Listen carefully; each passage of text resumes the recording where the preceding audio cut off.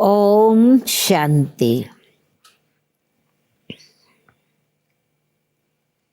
शांति के सागर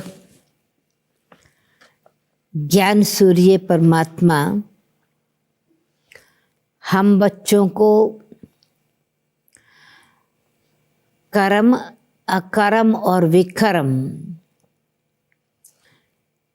की गहन गति का ज्ञान सुनाते हैं और कर्म करने की विधि क्या है, श्रेष्ठ कर्म की सिद्धि क्या है, कर्मातीत बनने वालों का पुरुषार्थ क्या है,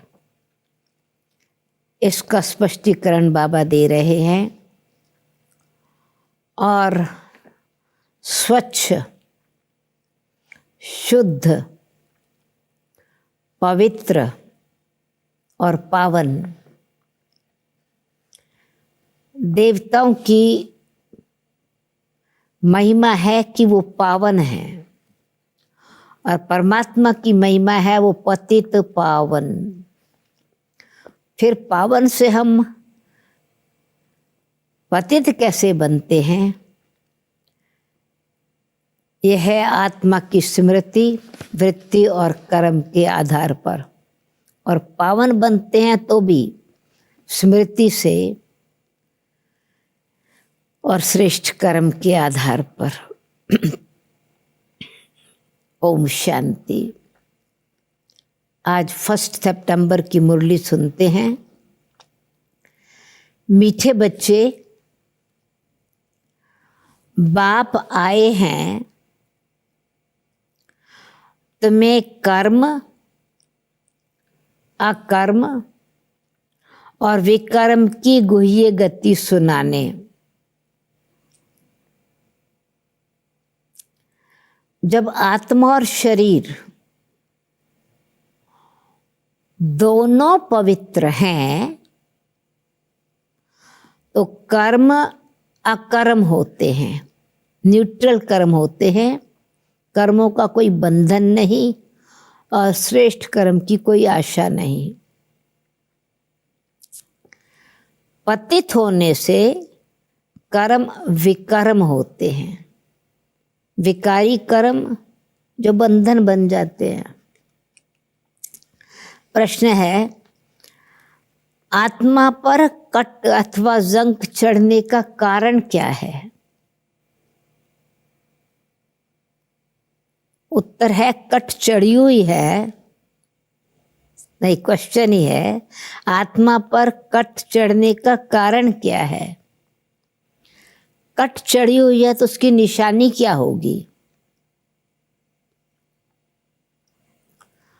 उत्तर है कट चढ़ने का कारण है विकार, रष्ट लगने का कारण है विकार। पतित बनने से ही कट चढ़ती है। अगर अभी तक कट चढ़ी हुई है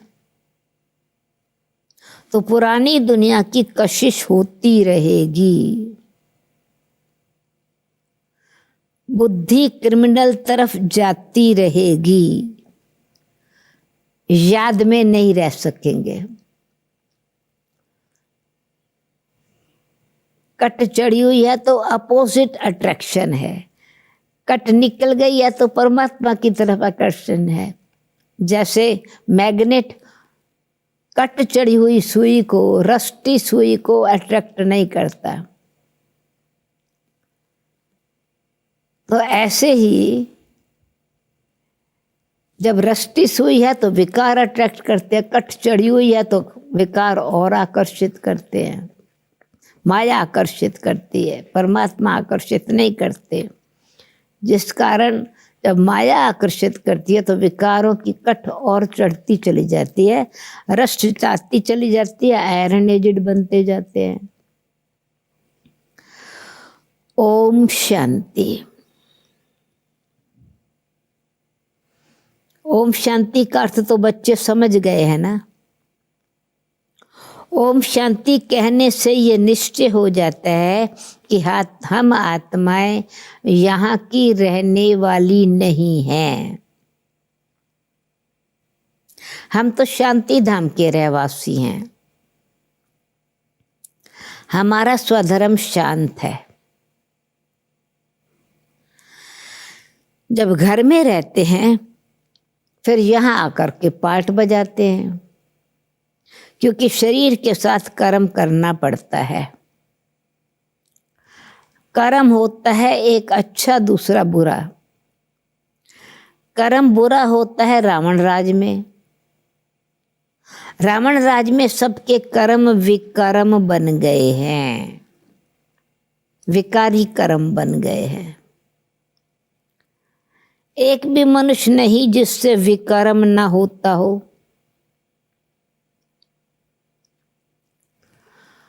मनुष्य तो समझते हैं कि साधु सन्यासी आदि से विकर्म नहीं हो सकता, क्योंकि वो पवित्र रहते हैं, सन्यास किया हुआ है। वास्तव में पवित्र किसको कहा जाता है? पवित्रता क्या है ये बिल्कुल नहीं जानते। कहते हैं हम पतित हैं, और पतित पावन बाप को बुलाते हैं। जब तक वो न आए तब तक दुनिया पावन नहीं बन सकती। सतो प्रधान आत्मा की सत्यता, संपूर्णता, पवित्रता, शरीर और आत्मा दोनों सतो प्रधान है तो पावन है। यहाँ से पतित पुरानी दुनिया है,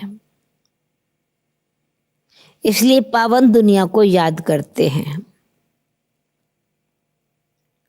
पावन दुनिया में जब जाएंगे तो पतित दुनिया को याद नहीं करेंगे। वो दुनिया ही अलग है। हर एक चीज नई और फिर पुरानी होती है ना। नई दुनिया में एक भी पतित हो न सके। नई दुनिया का रचयिता है परम पिता परमात्मा, वही पतित पावन है। उनकी रचना भी जरूर पावन होनी चाहिए।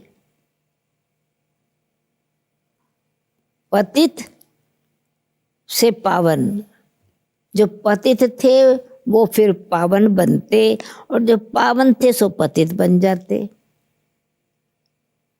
धीरे धीरे धीरे आत्मा नई स्टेज से पुरानी होती जाती। ये बातें दुनिया में किसकी बुद्धि में बैठ नहीं सके। कल्प कल्प बाप ही आकर समझाते हैं। तुम बच्चों में भी कई निश्चय बुद्धि होकर फिर संशय बुद्धि हो जाते हैं। माया एकदम हप कर लेती है। तुम महारथी हो ना, महारथियों को ही भाषण पर बुलाते हैं। महाराजाओं को भी समझाना है। तुम ही पहले पावन पूज्य थे, अभी तो यह है ही पतित दुनिया। पावन दुनिया में भारतवासी ही थे। तुम भारतवासी आदि सनातन देवी देवता धर्म के डबल सिरताज, संपूर्ण निर्विकारी थे। महारथियों को तो ऐसे समझाना होगा ना, इस नशे से समझाना होता है। भगवानो वाच्य, कामचिता पर बैठ सब सांवरे बन जाते हैं, फिर ज्ञान चिता पर बैठने से गोरे बनेंगे। अब जो भी समझाते हैं दूसरों को तो कामचित्ता पर बैठ न सके, वो विकारी नहीं बन सकते।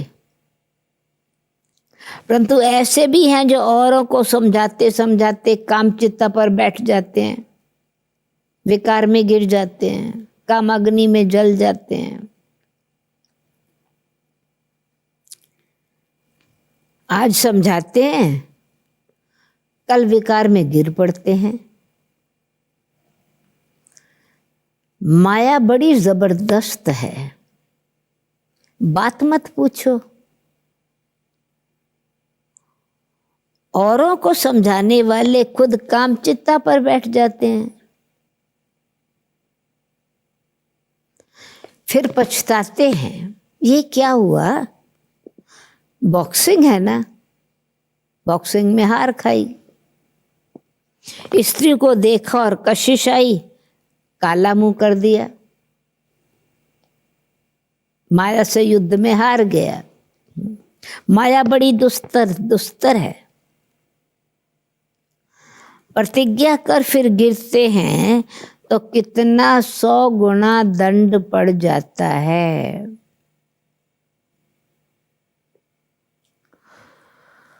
वो तो जैसे शूद्र समान पतित हो गया। गायब भी हुआ है कि अमृत पीकर बाहर में जाए दूसरों को सताते थे। राहु और केतु की कहानी है शास्त्रों में। जब सागर मंथन हुआ तो वो राक्षस भी आकर के गुप्त रूप में बैठ गए, तो छिप करके अमृत पीकर फिर बाहर जाए दूसरों को सताते थे, गंध करते थे। तो बाबा ने कहा कि वास्तव में विकार कोई एक व्यक्ति का कनेक्शन नहीं, खाली ताली तो 2 हाथ से बजती है ना, एक से तो बज ना सके, दोनों खराब हो जाते हैं। फिर कोई तो समाचार देते हैं, कोई फिर लज्जा के मारे समाचार ही नहीं देते।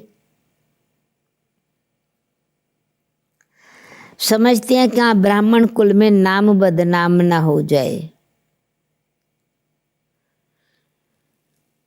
युद्ध में कोई हारते हैं तो हाहाकार हो जाता है, अरे इतने बड़े पहलवान को गिरा दिया, महारथी को गिरा दिया। ऐसे बहुत एक्सीडेंट होते हैं। माया थप्पड़ मारती है, बहुत बड़ी मंजिल है ना।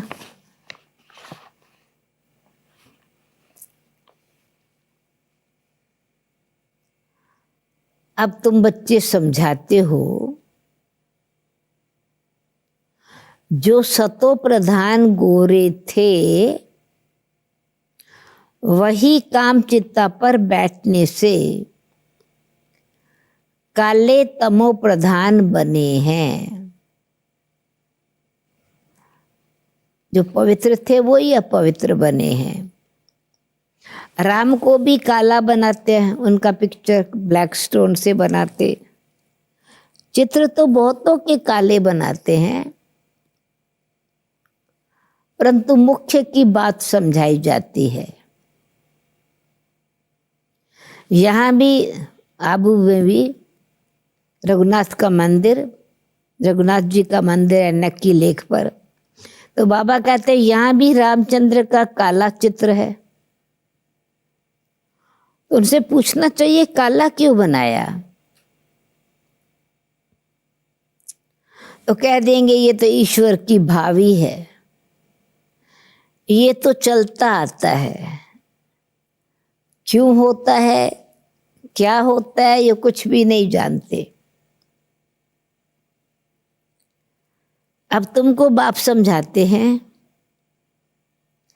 कामचित्ता पर बैठने से मनुष्य पतित, दुखी, वर्थ नॉट ए पेनी बन जाते हैं।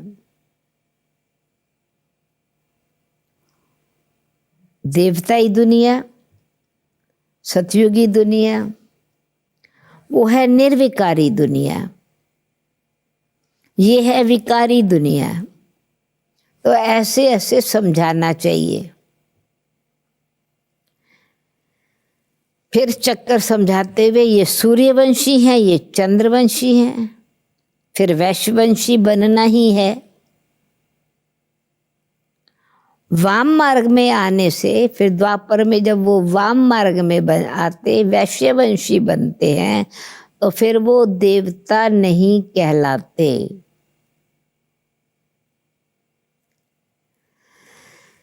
जगन्नाथ के मंदिर में ऊपर में देवताओं का कुल दिखाते हैं, देवताओं की ड्रेस है, एक्टिविटी बड़ी गंदी दिखाते हैं, फिर चित्र ऐसे दिखाते हैं। बाप जिन बच्चों पर अटेंशन दिखलाते, जिन बातों पर अटेंशन खिंचवाते हैं, ध्यान देना चाहिए कि वो मंदिर के देवता जिनको इतना नीचे मंदिर में पूजा होती है, फिर उनके बाहर या अंदर जो चित्र बनाए हैं वो विकारी एक्टिविटी के, विकारी क्रिया के बनाए हैं। तो मंदिरों में भी बहुत सर्विस हो सकती है। तुम श्रीनाथ द्वारे में भी समझा सकते हो। पूछना चाहिए इनको काला क्यों बनाया है? ब्लैक स्टोन से बनाते हैं, काले मटेरियल से बनाते हैं। ये समझाना तो बहुत अच्छा है ना। वो है गोल्डन एजिड वर्ल्ड, जब वो राज्य करते थे, जब लिविंग थे। ये है आयरन एजिड वर्ल्ड, कलयुग है आयरन एज। तो आयरन, जैसे आयरन पर कट चढ़ जाती है ना, रस्ट लग जाती है, तो ऐसे आत्मा पर कट चढ़ जाती है ना आयरन एज में। अभी तुम्हारी कट उतर रही है।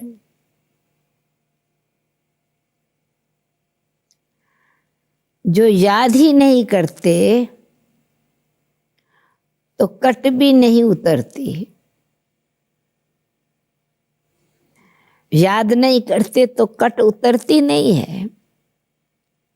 बहुत कट चढ़ी हुई होगी तो उस पुरानी दुनिया की कशिश होती रहेगी। सबसे बड़ी कट चढ़ती है विकारों से।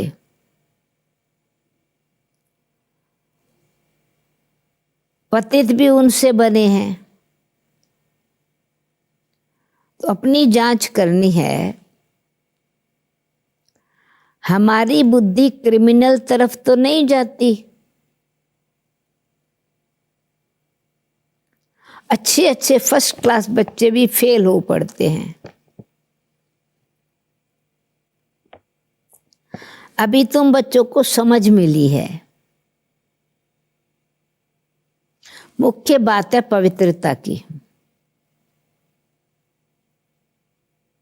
शुरू से लेकर इस पर ही झगड़े चलते आए हैं।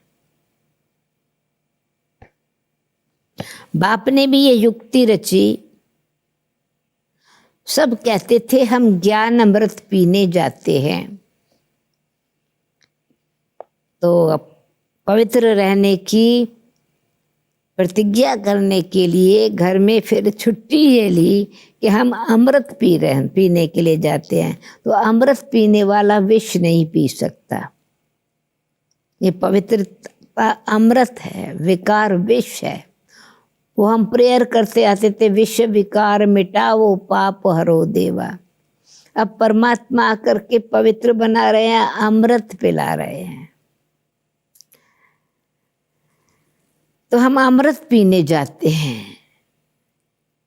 ज्ञान अमृत है ही ज्ञान सागर के पास।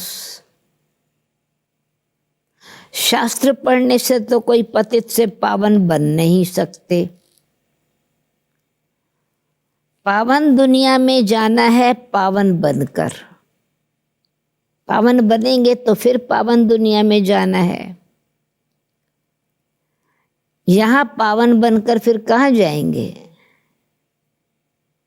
लोग समझते हैं फलाने ने मोक्ष को पाया,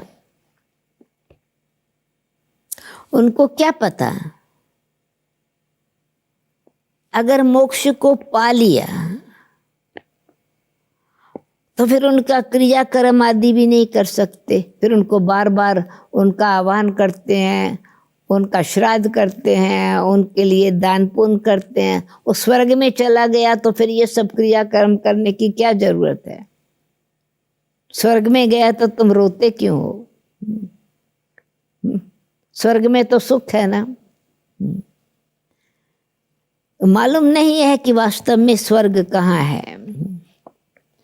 ज्योत जगाएंगे, स्वर्ग में गया 13 दिन तक उनका दीवा जगाते रहते। वो आत्मा तो स्वर्ग में तो एकदम पूजनीय रूप में हो गई, तो फिर स्वर्ग में कोई रहेगा तो वहां तो उनके लिए दीवा जगाने की बात ही नहीं, अंधेरा है ही नहीं आत्मा के लिए। तो फिर क्रियाकर्म आदि की भी नहीं कर सकते। यहाँ ज्योत आदि जगाते हैं कि उनको कोई तकलीफ ना हो, अंधेरे में ठोकरे ना खाएं। आत्मा तो एक शरीर छोड़ दूसरा जाकर लेती है, 1 सेकंड की बात है। अंधेरा फिर कहाँ से आया? स्वर्ग में चली गई, अंधेरा कहाँ से आया? ये रस्म चली आती है। तुम भी पहले करते थे, बाबा कहते पता नहीं था। ये तो आत्मा की ज्योत जगी हुई है तो उनको भटकना नहीं पड़ता। ये रस्म चली आती है। पहले तुम भी करते थे, अभी कुछ नहीं करते हो। तुम जानते हो ये शरीर तो मिट्टी हो गया, डस्ट टू डस्ट बोलते हैं, तत्व तत्व में मिल गए। वहां ऐसी रस्म रिवाज होती नहीं।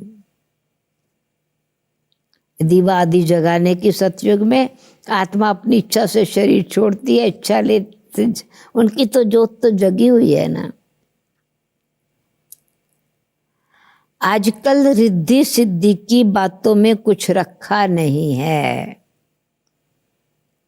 भाई चलो पंख लग गए, एलिवेटेड उड़ने लग गए। समझो कोई को पंख आ जाते हैं, उड़ने लगते हैं, फिर क्या हुआ? उससे फायदा क्या मिलेगा? कोई आग पर चलते हैं, कोई पानी पर चलते हैं, यानी इस प्रकार की रिद्धि सिद्धि। तो बाप तो कहते हैं कि मुझे याद करो तो विकर्म विनाश होंगे, आत्मा पावन बनेगी, स्वतंत्र बने, पवित्र बने। ये चाहिए आत्मा को। ये योग अग्नि है, लगन की अग्नि, परमात्मा से प्रेम के संबंध में योग अग्नि कहेंगे, जिससे पतित से पावन बनेंगे। योग अग्नि से आत्मा पावन बनती है, नॉलेज से धन मिलता है, ज्ञान धन है। ये योग से एवर हेल्दी पवित्र बनते हैं, ज्ञान से एवर वेल्दी धनवान बनते हैं। योगी की आयु हमेशा बड़ी होती है, भोगी की कम होती है। सतयुग से लेकर के जब तक कलयुग के अंत तक आते हैं तो एवरेज आयु कम हो जाती है। कृष्ण को योगेश्वर कहते हैं, यानी श्री कृष्ण भी ईश्वर की याद से श्री कृष्ण बने। योग लगाने, ईश्वर से योग लगाने से श्री कृष्ण ने कृष्ण पद पाया। जब स्वर्ग में है तो उनको योगेश्वर नहीं कहेंगे, वो तो प्रिंस है।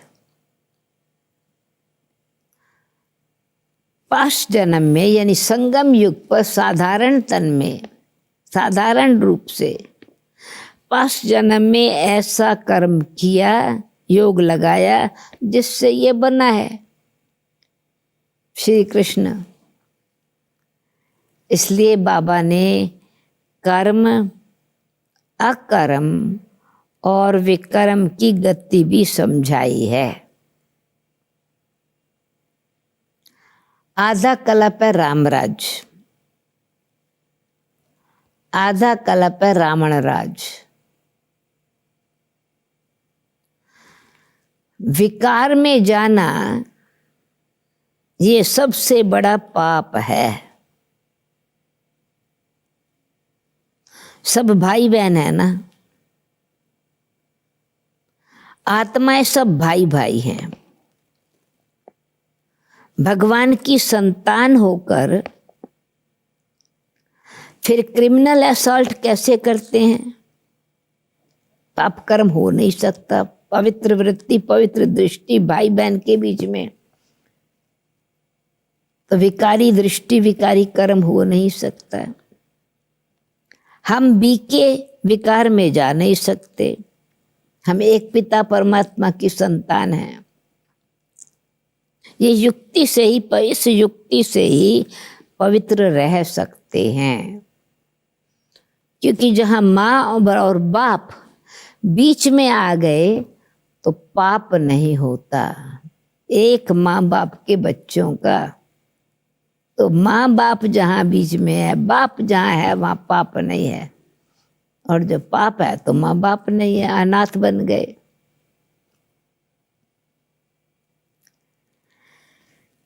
तुम जानते हो रावण राज में मनुष्य विकारी हैं। अब रावण राज खत्म होता है, फिर हर एक आत्मा पवित्र बन जाती है।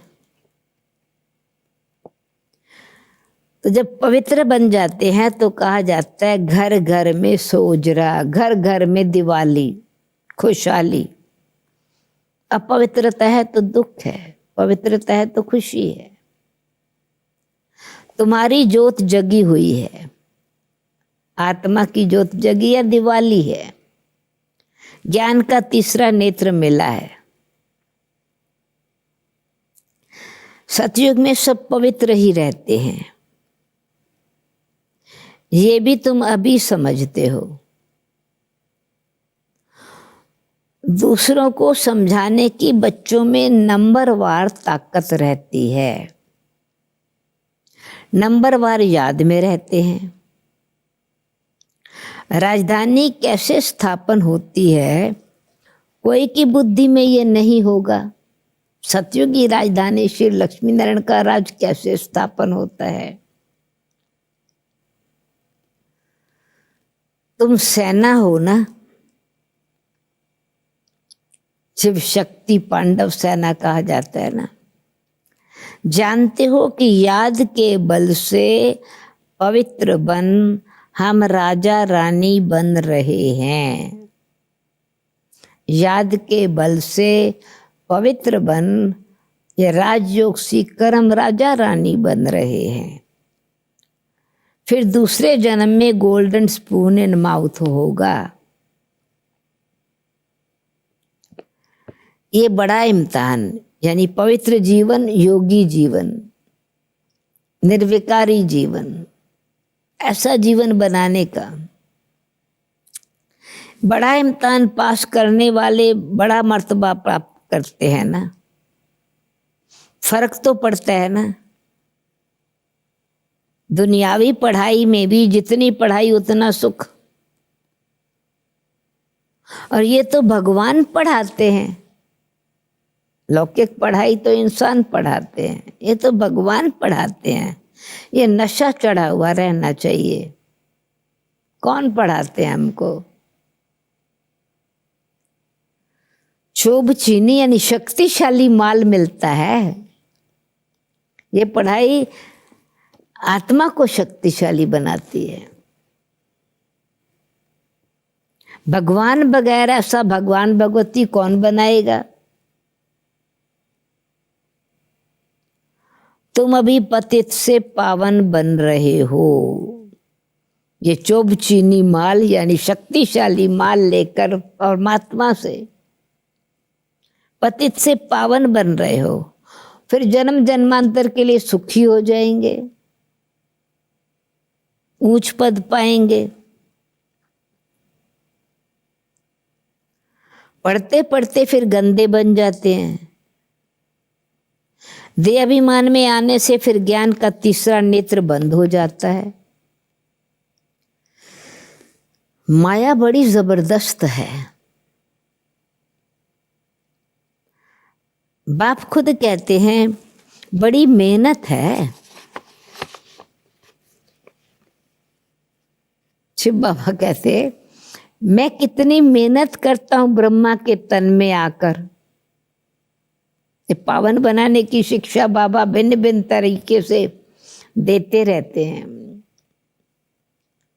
समझाते रहते हैं, लेकिन समझ करके भी फिर कह देते ऐसे थोड़ा ही हो सकता है। शिव बाबा आकर पढ़ाते हैं, हम नहीं मानते, संशय बुद्धि हो जाते, समझते चालाकी है, ऐसे ही बोल देते। पर बाबा ने कहा राजाई तो स्थापन हो ही जाएगी। परमात्मा आते ही हैं सतयुग की स्थापना करने, सच्ची राजाई स्थापन करने। कहते हैं ना सच की बेड़ी हिलती है परंतु डूबती नहीं। कितने विघ्न पड़ते हैं। अच्छा, मीठे मीठे सिक्की लदे नूरे रतन शाम से सुंदर बनने वाली आत्माओं प्रति माता पिता बाप दादा का दिल व जान सिकवा प्रेम से याद प्यार और गुड मॉर्निंग।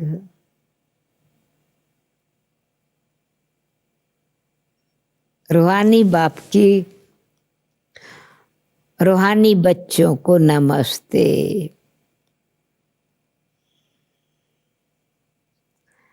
धारणा के लिए मुख्य सार।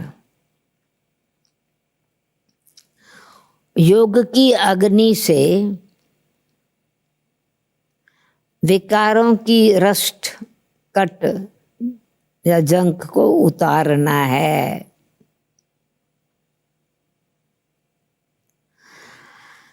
अपनी जांच करनी है कि हमारी बुद्धि क्रिमिनल तरफ तो नहीं जाती है, कुदृष्टि विकारी दृष्टि तो नहीं बनती है।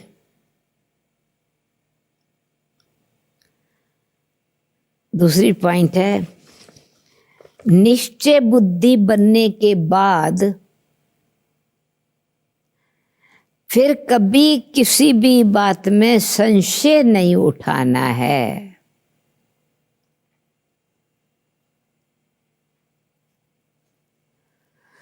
विकर्मों से बचने के लिए कोई भी कर्म अपने स्वधर्म में स्थित होकर बाप की याद में करना है। वरदान। वरदान है सर्व प्राप्तियों के अनुभव द्वारा पावरफुल बनने वाले सदा सफलता मूर्त भव।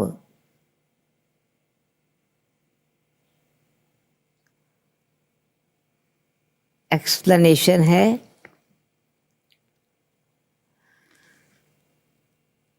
जो सर्व प्राप्तियों के अनुभवी मूर्त हैं वही पावरफुल हैं। ऐसी पावरफुल सर्व प्राप्तियों की अनुभवी आत्माएं ही सफलता मूर्त बन सकती हैं। क्यों? कि अभी सर्व आत्माएं वो समय आ गया है।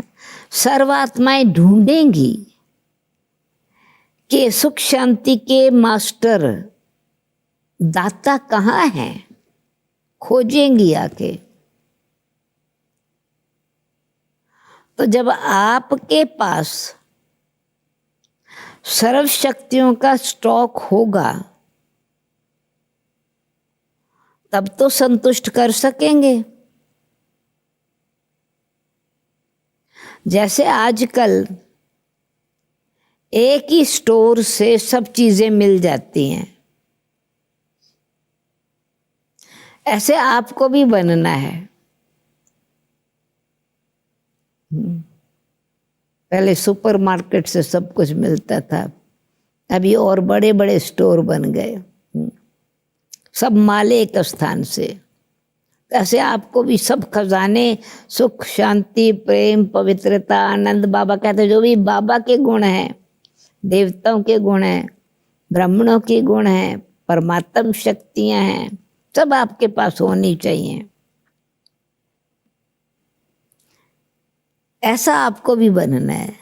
ऐसे नहीं सहन शक्ति हो और सामना करने की नहीं, सर्व शक्तियों का स्टॉक चाहिए, तब सफलता मूर्त बन सकेंगे। स्लोगन है, मर्यादाएं ही ब्राह्मण जीवन के कदम हैं। कदम पर कदम रखना माना मंजिल के समीप पहुंचना।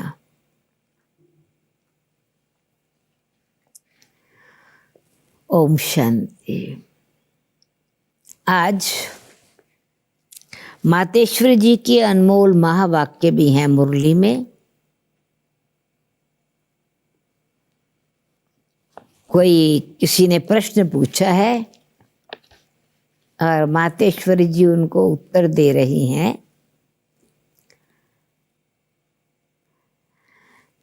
मातेश्वरी जी शुरू करते हैं, पुरुषार्थ और प्रारब्ध दो चीजें हैं।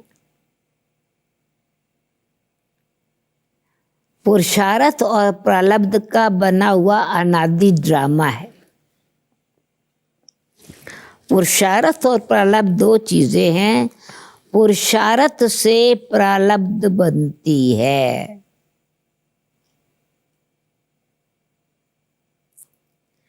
ये अनादि सृष्टि का चक्कर फिरता रहता है।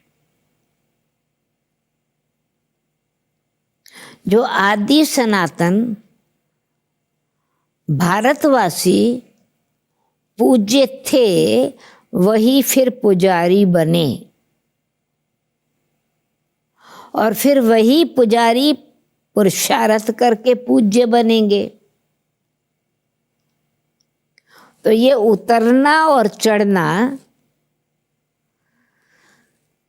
अनादि ड्रामा का खेल बना हुआ है। तो किसी ने प्रश्न पूछा, किसी जिज्ञासु ने, मातेश्वरी जी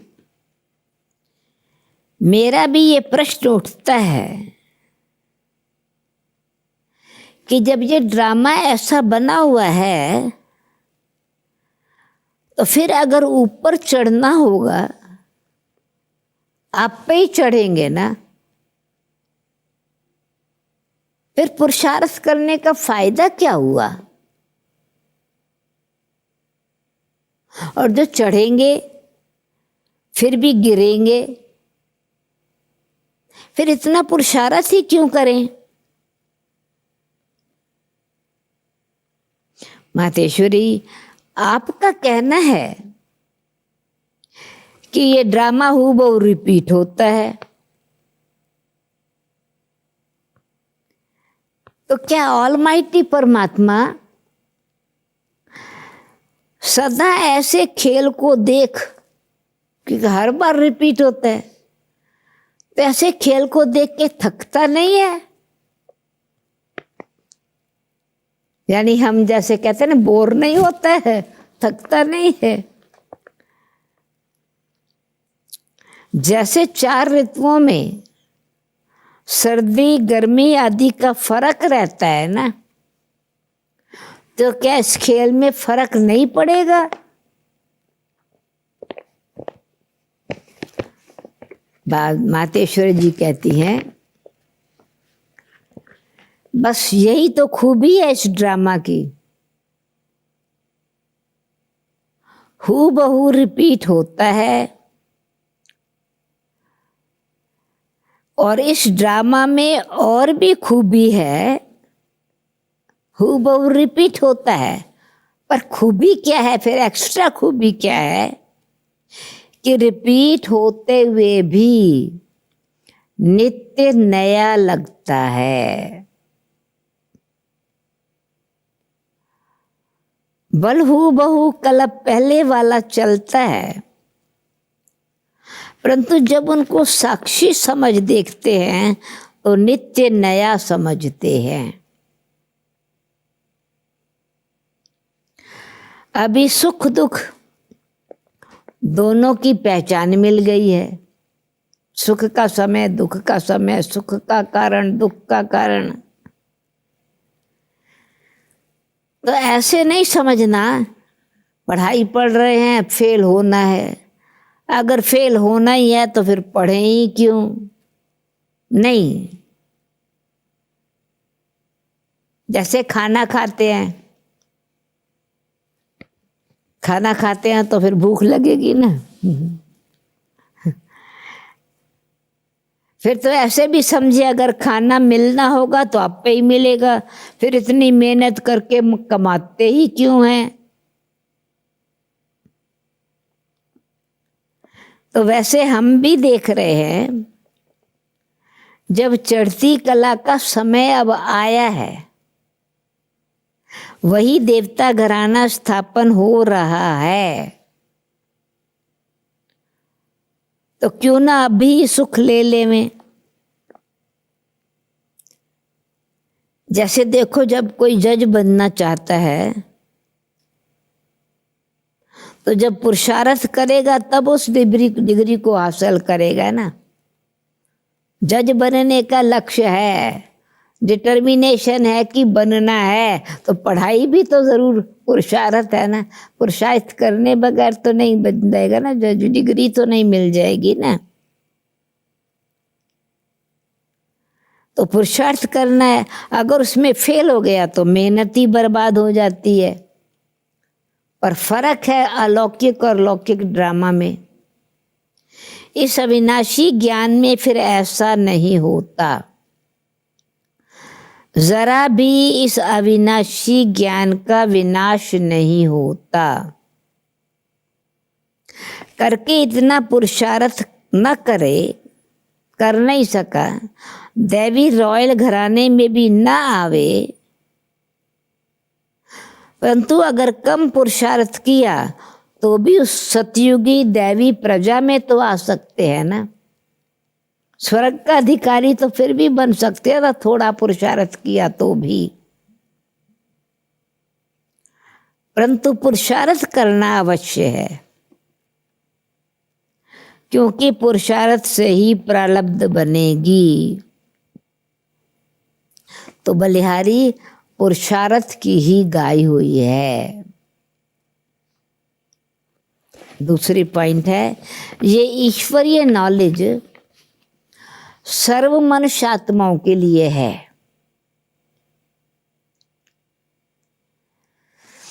सब धर्म वालों के लिए है, सर्व मनुष्य आत्माओं के लिए है। पहले तो अपने को एक मुख्य पॉइंट ख्याल में अवश्य रखनी है कि जब इस मनुष्य सृष्टि झाड़ का बीज रूप परमात्मा है, मनुष्य सृष्टि रूपी वृक्ष का रचता बीज परमात्मा है, तो उस परमात्मा द्वारा जो नॉलेज प्राप्त हो रही है वो सभी मनुष्यों के लिए जरूरी है। सभी धर्म वालों को ये नॉलेज लेने का अधिकार है।